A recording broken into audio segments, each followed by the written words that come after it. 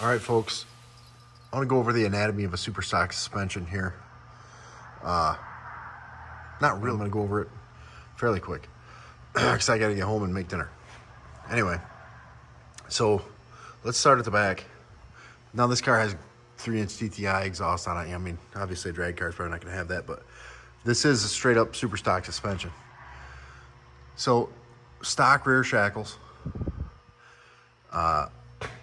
Mopar Performance super stock springs. I don't know what the part number is, but it's for like a B body. Obviously there's weights and stuff that go to it. And back when I ordered them, they told me what to put in it. So you can see the passenger side leaf is a lot thicker in the front section, because when it takes off, this wheel wants to go up some, losing traction on this side. This side gets driven down. It's the opposite of the rotation of the engine. It goes like this. So that's why it's stiffer there.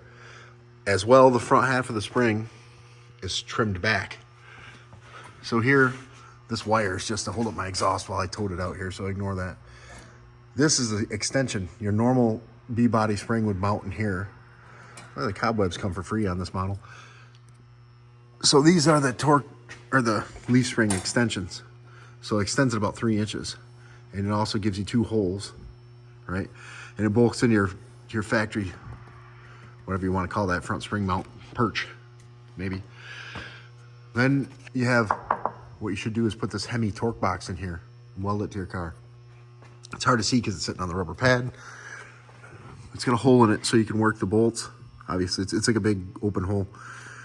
This welds your floor, ties into my subframe connectors, and they shoot up to go there.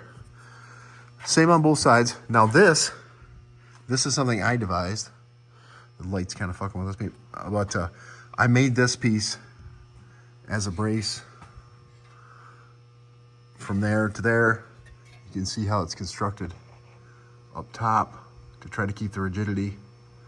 Now the roll cage welds right in this area here, up above us.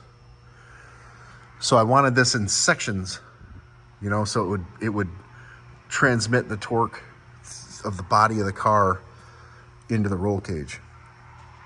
If we could, plus this bar helps the body from twisting around. It was a real pain in the ass finding mufflers to fit here because I lost like 3.5 inches worth of space.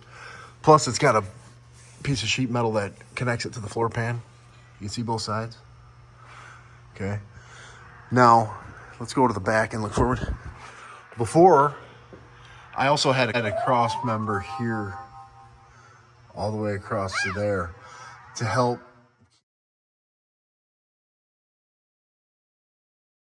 keep the car from the rear subframes from going like this, because the roll cage comes down and welds here.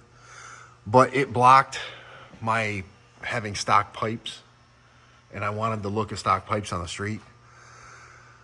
And that was patched. There used to be the pickup and the fuel cell there. Fuel cell's up in the trunk now, and it feeds through the bulkhead fittings there and returns through the bulkhead fitting. Anyway, that is super stock suspension, right? We're going by suspension. Anyway, so this is what I did, copying Mopar super stock guidelines. That brace is extra that I put in across, but this suspension works great.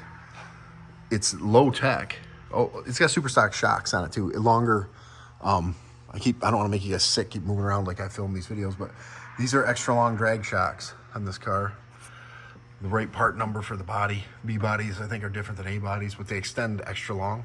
Because when you launch these cars with leaf springs, the front thick half of the leaf spring acts more like a ladder bar. It's super stiff, so the rear end drops. The body and the ass goes up along with the front of the car. The whole body on these cars rises. On a Dodge Superstock car, the body rises up front and back, and the rear end is driven down into the pavement, right? And the torque of the engine is taken up by this heavier leaf here to plant this tire over this side. When I just had RT springs in this car and I had the motor solid mounted and then put in the subframe connectors, it would lift this rear tire off the pavement. It was still a clutch posi. This is a Detroit locker in this right now, 355 gear. but it would lift this tire off the pavement because the torque of the engine wasn't wasted through the body. The body wasn't twisted. The body wasn't like a sponge, you know what I mean? It was driving all the energy back, and it would lift this tire off the ground and push the car right towards the ditch. So, so yeah, like most cars, you know, maybe a right wheel peel. If it's an open differential, just leave one track here because it lifts this side and makes it easier. Well, this was like the opposite because it was driving both wheels, but lifting the rear end off and just smoking the left tire. It's pretty interesting actually to experience increasing the efficiency of the car by stiffening the body. So yeah, if you guys just watched that last transmission video I made of me inserting the transmission here, that was the smoothest one I've ever done. Took my time, lined it up good, boom, in there. Only bobble was I had it in good, and then this side kind of popped out a little bit as I had that bolt going in, but it was no big deal. Put it back. So fuel system, use one big filter there, 10 micron. Labeling, I'm always labeling. Obviously the other side is the return. I really like the sound of these Dynamax Ultra Flows. They sound really good. And apparently I've seen some dyno testing where they actually work really well. This is a chrome moly 3-inch drive shaft by Victory Drive Shafts. I don't know if they're still around. They did a really good job on that. I measured it wrong, sent it back, and they fixed it for free too, so thanks. The pinion angle on this has been set by us. I'll go through a video on how we did that too. This video is starting to get a little long, but we set this pinion angle right here in this garage and welded the pads. Yeah, this Dana 60 is from Pyle Brothers in Houston, Texas. They built it originally with a 456 Dana and carrier. I replaced the carrier with a 355 gear, and I had to replace the carrier because after 410 you need a different spacing or whatever. So that was fun. Yeah, that was awesome having to do all that, but it was expensive. They wanted $1,000 to set up a rear end. I said no, I'll learn how to do it.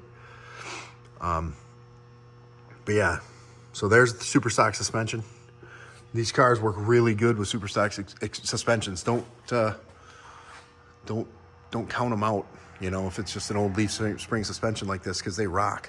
This car was arrow straight with that roll cage, leaving a 1090, 11 flat run, whatever, in that area. As long as I lined up nice and straight, it would launch and go. I used Mickey Thompson's slicks instead of these though at the time. You would never worry about it. You were just steering the car. There was no weird body action, just straight down the track. Alrighty, I got a split, so take it easy, guys.